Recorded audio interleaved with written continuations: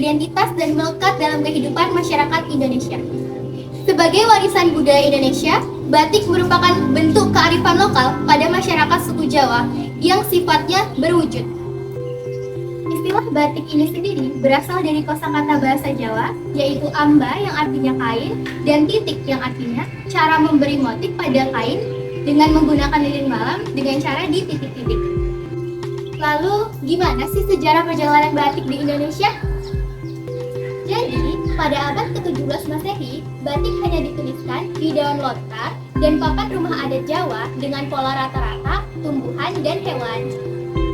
Pada masa kerajaan Majapahit, kesenian ini mulai dikenal dan dituliskan di atas kain.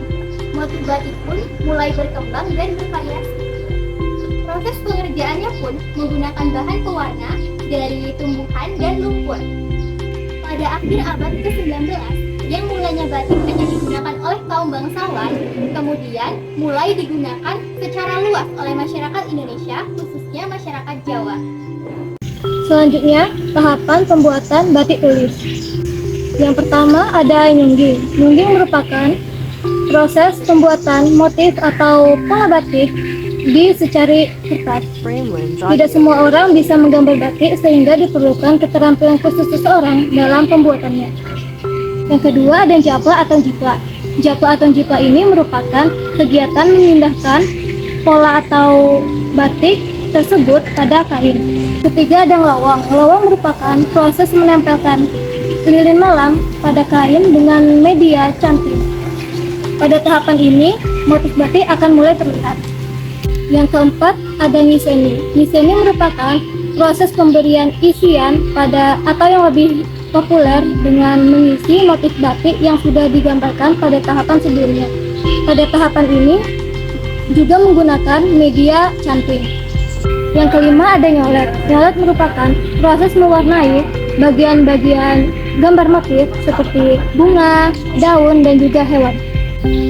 Yang keenam ada mopok. Mopok merupakan tahapan dalam menutup bagian yang dicolek dengan menggunakan lilin malam, yang juga diiringi dengan proses nembok atau menutup dasar kain yang tidak diwarnai. Proses yang ketujuh adalah ngelir. Ngelir adalah tahap di mana proses perwarnaan dilakukan secara menyeluruh pada kain.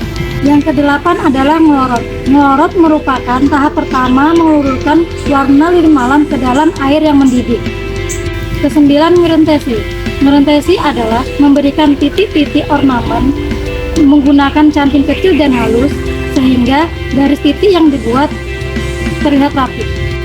Kesepuluh, nyumri. Nyumri adalah proses penentukan kembali di mana bagian tersebut ditutupi oleh warna lilin malam.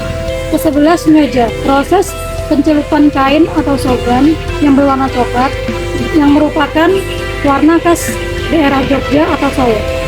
Yang terakhir adalah ngelorot. Ngelorot merupakan proses terakhir dalam meluluhkan warna lilin malam ke dalam air yang mendidih.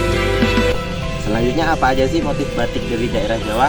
Nah, yang pertama adalah motif batik tujuh rupa dari daerah Pekalongan. Yang kedua adalah motif batik Megamendung dari daerah Cirebon. Yang ketiga adalah motif batik Kentongan dari daerah Madura. Nah, yang keempat adalah motif batik dari daerah Jawa Tengah atau Solo yang bernama motif batik Kawungan. Kita sebagai generasi muda harus menjaga dan melestarikan seni batik ini sebagai bagian dari kearifan lokal. Kita dapat terlibat dalam upaya pelestarian kearifan lokal ini melalui berbagai cara seperti membeli, menggunakan, mempromosikan maupun memproduksi batik itu sendiri dengan meningkatkan teknik kita dan membuat motif batik baru. Kami bangga menggunakan batik Indonesia. Nah, demikian penjelasan kearifan lokal masyarakat suku Jawa dari kelompok kami. Semoga dapat menambah pengetahuan kita mengenai budaya batik. See you!